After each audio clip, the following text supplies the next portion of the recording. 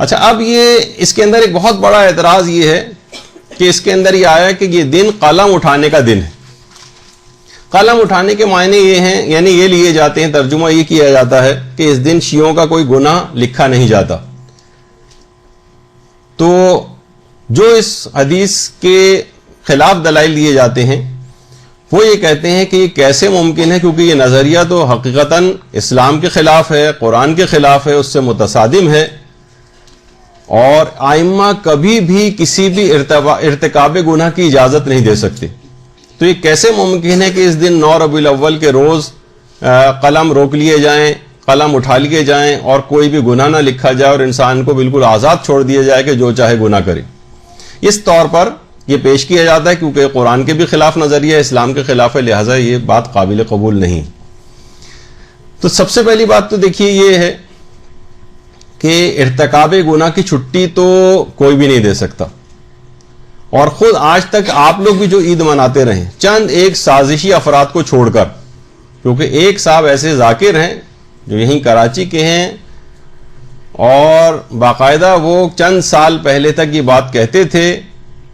9 ربیع الاول کے جو پروگراموں میں کہ آج کے دن جو چاہے گناہ کر لو، میں ذمہ دار ہوں، میرے کندھے کے اوپر ہیں سارے گناہ. چند ایک ایسے، ظاہر ہے ایک آدھ افراد کے کہنے سے یہ پوری قوم کے اوپر منطبق نہیں کیا جا سکتا کہ ہم، کیونکہ وہ صاحب اس قسم کی بات کہہ رہے ہیں. کسی بھی شیعہ کے دماغ میں، حتیٰ کہ جو اس دن کوئی گناہ کرتا بھی ہے بالفرض، وہ کبھی یہ سوچ کے نہیں کرتا کیونکہ حدیث میں امام نے کہا ہے کہ آج گناہ نہیں لکھے جاتے، میں اس وجہ سے جان بوجھ کر اس دن گناہ کر رہا ہوں. تو کسی چند ایک افراد کے علاوہ جو کہ اس کے اندر فسق و فجور والے کا مظاہرہ کرتے ہیں یا کچھ حرام کاموں کا ارتکاب کرتے ہیں، ہم ان کو روکیں گے اس بات سے. لیکن اس کی وجہ سے اس بات کو بیس نہیں بنایا جائے گا کہ اس عید کو نہ منایا جائے. کتنی دیکھیے عید، جب آپ کی عید الفطر آتی ہے، رمضان کا کتنا زیادہ تقویٰ اور پریکٹس آپ کو کرائی جاتی ہے 30 کے 30 دنوں میں.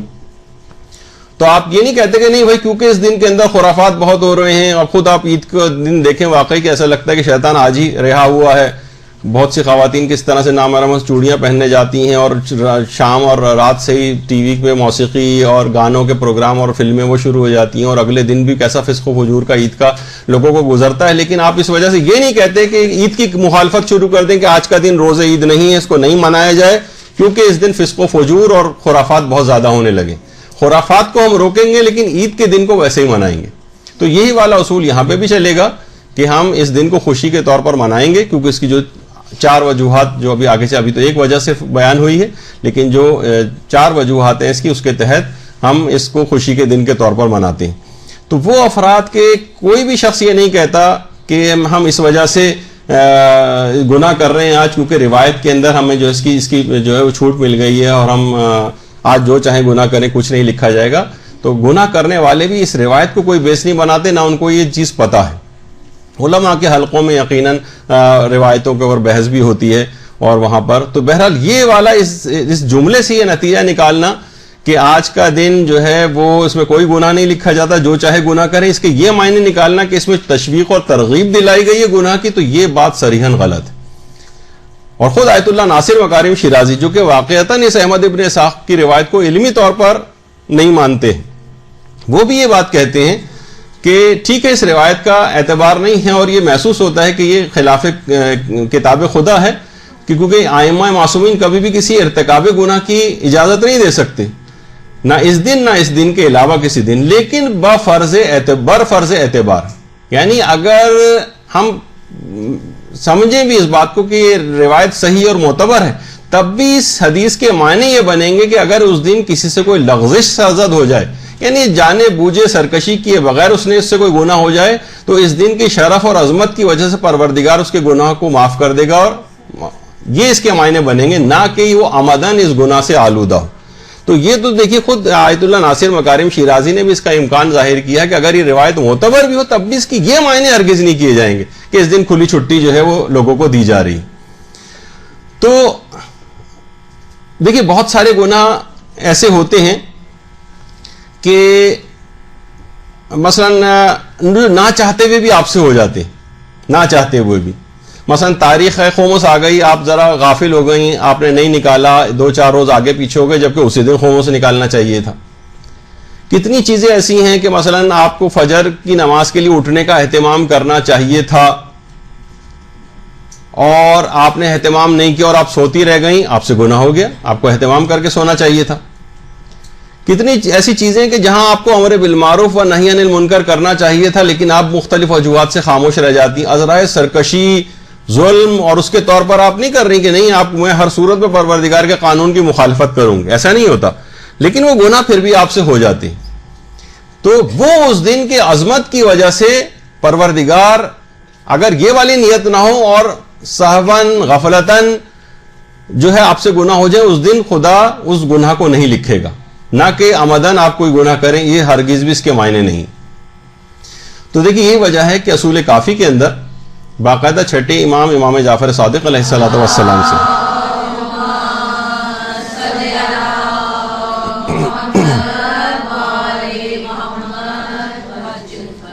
زرارہ نقل کرتے ہیں،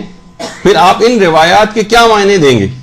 جس کے اندر اسی قسم کی بات کی گئی ہے کہ اگر کوئی شخص کوئی گناہ کرے تو 7 گھنٹے تک کی اس کو مہلت دی جاتی ہے اور اس کے گناہ کو نہیں لکھا جاتا۔ 7 گھنٹے کی مہلت دی جاتی ہے اس کو، کہ شاید اس دوران یہ بندہ مومن توبہ کی طرف مائل ہو جائے اور یہ توبہ کر لے، تو پروردگار فرشتوں کے بھی کچھ روایات میں ہے کہ فرشتوں کے علم میں بھی نہیں آتا، کیونکہ جب وہ فرشتے لکھیں گے، یعنی ان کو مہلت دی جاتی، فرشتوں کے علم میں بھی نہ آئے تاکہ مقام مومن کم نہ ہو جائے۔ تو اگر کوئی شخص گناہ کرے تو 7 گھنٹے کی مہلت دی جاتی ہے اور اس کے گناہ کو نہیں لکھا جاتا۔ تو یہاں کیا یہ تشویق اور ترغیب دلائی جا رہی کہ خوب انسان گناہ کرے، اور یہاں پر گناہ کا نہ لکھا جانا کیا کوئی ترغیب دی جا رہی ہے اس حدیث کے اندر کہ انسان گناہ کرے؟ نہیں، 7 گھنٹے کی مہلت ہے تاکہ وہ توبہ کر لے۔ اس وقت گناہ نہ لکھا جانا، جیسے یہاں گناہ کا نہ لکھا جانا تشویق کا سبب نہیں بن رہا ہے گناہ کی،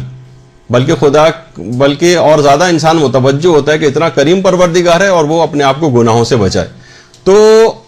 قلم کا اٹھا لیا جانا اور نہ لکھا جانا اس کی بات کی دلیل نہیں ہے، جیسے کہ اس روایت سے بھی ظاہر ہوا کہ یہاں پہ بھی نہیں لکھا جا رہا ہے، لیکن اس سے کسی کو کوئی تشویق و ترغیب گناہ کی نہیں ہوتی۔ اسی طرح سے باقاعدہ یہ بھی روایت کے اندر ہے، یہ بھی چھٹے امامی سے روایت ہے کہ اگر کوئی بندہ گناہ کرے تو رات تک اس کا گناہ نہیں لکھا جاتا، دن میں گناہ کیا رات تک نہیں لکھا جاتا، تاکہ ہو سکتا ہے کہ اس دوران وہ توبہ وغیرہ کر لے۔ کتنی روایتیں ایسی 7 گھنٹے تک کی اس کو مہلت دی جاتی ہے، اور اس 7 گھنٹے کی مہلت میں یا دن میں گناہ کرے تو رات تک کی مہلت دی جاتی ہے۔ اور بہت سی روایت میں یہ بھی آیا کہ اگر 3 دفعہ اس کے ساتھ استغفر اللہ الذی لا الہ الا هو الحی القیوم بھی کہہ دے تب کوئی گناہ نہیں لکھا جاتا، یعنی اس شرط کے ساتھ بھی وہ آئی ہے چیز۔ تو اللہم صلی علی محمد وعلی محمد۔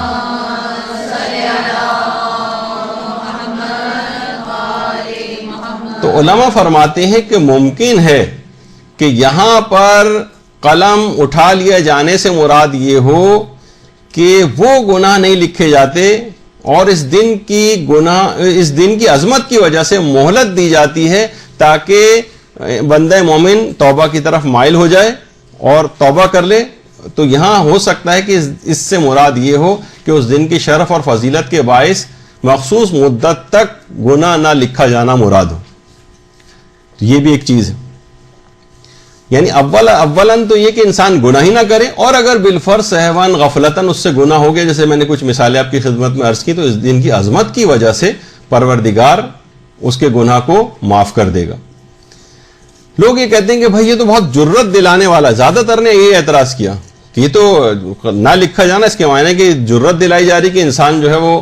گناہ کرے، اور اس کے لیے پھر وہ گناہ اس سے متعلق فتاوے بھی لوگ نقل کرنا شروع کر دیتے ہیں کہ جو ظاہر ہے کسی کا بھی عقیدہ نہیں کہ کوئی بھی گناہ کرے اور نہیں لکھا جائے گا۔ تو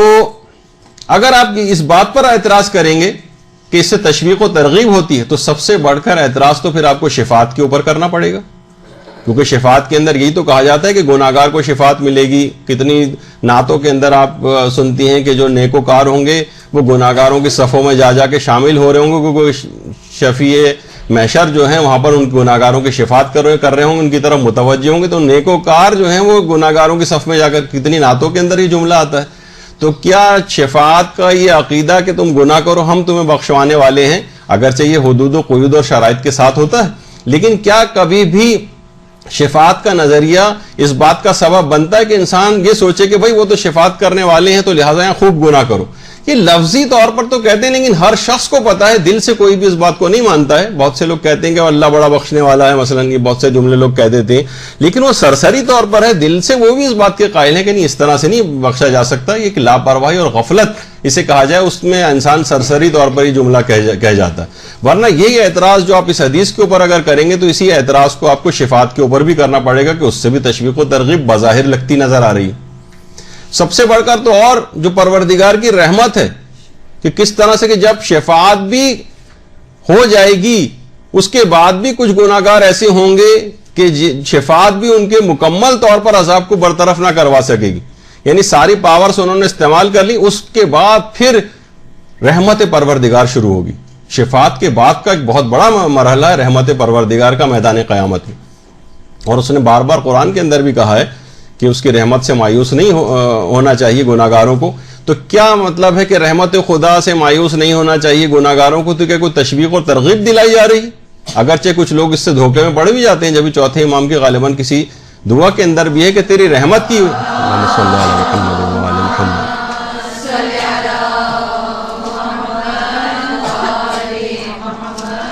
کہ تیری فرت رحمت کی وجہ سے لوگ گناہوں کا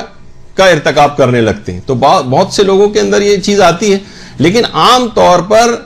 ایسا نہیں ہے کہ لوگ اس وجہ سے کہ رحمت خدا بہت وسیع لہذا خوب گناہ کرو، شفاعت امام کروا دیں گے لہذا خوب گناہ کرو. یہ نہیں لکھا جاتا اور نہ یہ سمجھا جاتا ہے. اور گناہگار بھی گناہ کرتے وقت یہ دل سے اس بات کا بہرحال قائل نہیں ہوتا ہے. تو اور آپ نے کبھی بھی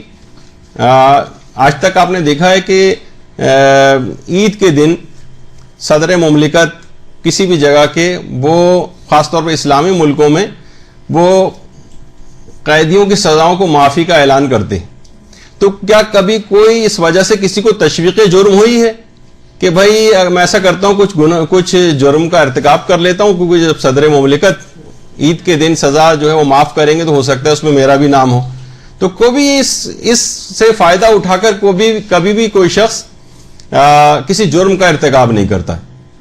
یا مثلا صدر مملکت کو اختیار ہے کہ وہ پھانسی کی سزا کو معاف کر سکتے ہیں، حتیٰ کہ سپریم کورٹ بھی دے دے اور اس کے بعد صدر مملکت کے پاس جب اپیل جائے گی تو اس کو معاف کرنے کا اختیار ہے، میں اس وجہ سے کسی کو قتل کر دوں. کبھی کسی شخص کو اس بات کی تشویق و ترغیب نہیں ہوئی. مثلا خود ہمارے شعبہ طب کے اندر نفسیات وغیرہ جو پڑھائی جاتی ہے، سائیکیٹری، اس میں جب باقاعدہ ہسٹری لی جاتی ہے پیشنٹ سے تو اس کی ہسٹری میں ایک پوائنٹ ہوتا ہے کہ آپ کا خودکشی کرنے کو دل چاہتا ہے. تو اکثر لوگ دماغ میں ان کے اعتراض آتا ہے کہ ابھی تک مریض کے دماغ میں اگر نہیں آیا تھا خیال تو ابھی سن کر سوال کے خودکشی کا خیال آنے لگے گا اس کو. تو انہوں نے کہا کہ ہم نے اعداد و شمار جمع کی، آج تک اس سوال کے پوچھنے کی وجہ سے آج تک کسی مریض نے کبھی کوئی خودکشی اٹیمپٹ نہیں کی. تو مقصد کہنے کا یہ ہے کہ صرف ان پریویلیجز اور وہ جو اختیار ہے یا صدر کو معاف کرنے کا یا ائمہ کے پاس شفاعت کے ذریعے گناہوں کو معاف کروانے کا یا رحمت خدا کے ذریعے گناہوں کو معافی کا، اس سے کسی کو تشویق و ترغیب نہیں ہوتی. تو پھر یہاں پر گناہ کچھ مدت کے لیے نہ لکھے جانا یا اس دن کی عظمت و شرف کی وجہ سے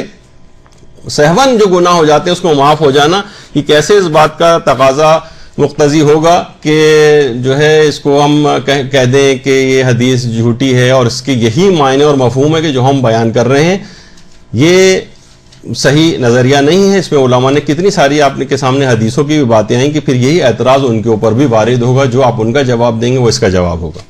البتہ وہ الگ بات ہے کہ جن کے نزدیک روایت ثابت نہیں ہے تو پھر وہ اس کے جملوں کے اوپر بھی بحث نہیں کریں گے. لیکن اکثر علماء کی ایک اچھی بڑی تعداد جیسے کہ میں نے ذکر کیا وہ اس بات کی قائل ہے اور وہ کہتی ہے کہ اس کے اندر اس سے مراد یہ نہیں ہے قلم کو اٹھانے سے مراد، بلکہ سہون گناہ اگر ہو جائیں تو وہ اس دن قابل معافی ہوتے ہیں اس دن کے شرف اور فضیلت کی وجہ سے.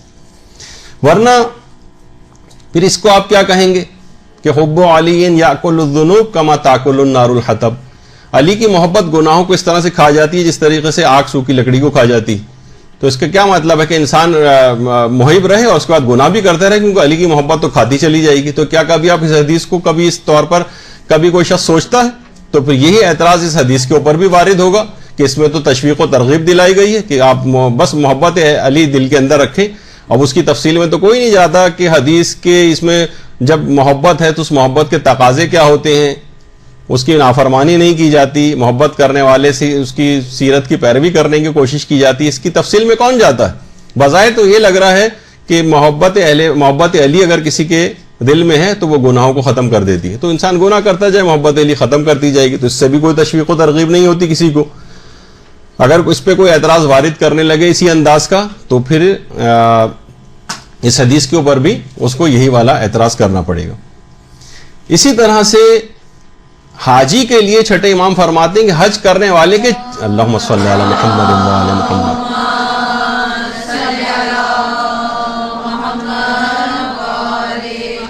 کہ حج کرنے والے کے 4 ماہ تک گناہ نہیں لکھے جاتے، بلکہ اگر وہ کبیرہ گناہ نہ کرے تو اس مدت میں اس کے لیے صرف نیکیاں ہی نیکیاں لکھی جاتی. تو نہیں لکھے جاتے سے مراد یہ کہ حاجی اس دوران خود جان بوجھ کر جتنے چاہے گناہ کرتا رہے نہیں لکھے جائیں گے. نہیں، یہ معنی نہیں ہے. حاجی سے بھی واپس آ کر بہت سارے گناہوں کے اندر کچھ گناہ عادتاً ہوتے ہیں، کچھ سہون ہو جاتے ہیں، کچھ غفلت کے اندر ہو جاتے ہیں، کچھ مسئلہ نہ جاننے کی وجہ سے ہو جاتے ہیں، کچھ کم علمی اور لا علمی کی وجہ سے ہو جاتے ہیں. تو اس دوران وہ نہیں لکھے جائیں گے، اور اس کو ایک شرف اور فضیلت رہے گی کہ تم سے اگر اس طرح سہون کچھ ہو جائے. لیکن اگر کوئی شخص دماغ میں لیا ہے کیونکہ حاجی کے گناہ نہیں لکھے جاتے لہٰذا ان 4 مہینے میں مجھے کھلی چھوٹ مل گئی ہے اور میں گناہ کرتا جاؤں، تو یہ اس حدیث کے معنی نہیں ہوں گے. ورنہ اگر وہ اعتراض آپ اس حدیث کے اوپر کریں گے کہ گناہ نہیں لکھے جاتے اس وجہ سے اس کو نہیں مانا جا سکتا ہے، خلاف قرآن ہے، تو ان تمام حدیثیں جو آپ کے سامنے ابھی پیش ہوں ان سب کا بھی آپ کو انکار کرنا پڑے گا. تو بہرحال یقیناً اس قسم کا کوئی بھی مفہوم نہ تو کسی نے اس طرح سے کوئی لیا ہے اور نہ سمجھا. یہی وجہ ہے کہ ملا محسن کے فیض کاشانی نے باقاعدہ اس حدیث کی کہ حاجی گناہ نہیں لکھے جاتے اس کی کافی تفصیل اور بحث کے اندر بھی گئے ہیں، لیکن اب اتنا وقت نہیں ہوگا کہ ہم اس کو بیان کریں. پھر ایک اعتراض یہ ہے کہ اس روایت میں اس عید کے متضاد نام آئے ہیں. کہیں آیا کہ اس دن کوئی گناہ نہیں لکھا جائے گا، لوگ اعتراض کرتے ہیں، اور کہیں یہ آیا اسی کے اندر جو نام ابھی آپ نے نام سنے اس کے اندر یہ بھی آیا کہ یہ گناہان کبیرہ سے بچنے کا دن. وہ کہنے ایک طرف تو کہہ رہے ہیں گناہ نہیں لکھا جائے گا یعنی گناہ کرو، اور دوسری طرف یہ کہا جا رہا ہے گناہ کبیرہ سے بچنے کا دن ہے. کہیں یہ کہا جا رہا ہے کہ یہ امر بالمعروف اور نہی عن المنکر کرنے کا دن ہے. تو یہ تو تضاد ہے، اور اس کا تضاد ہی اس بات کا ثبوت ہے کہ حدیث صحیح نہیں. یہ ایک اعتراض کیا جاتا ہے اس میں. تو دیکھیے اول تو یہ تضاد نہیں،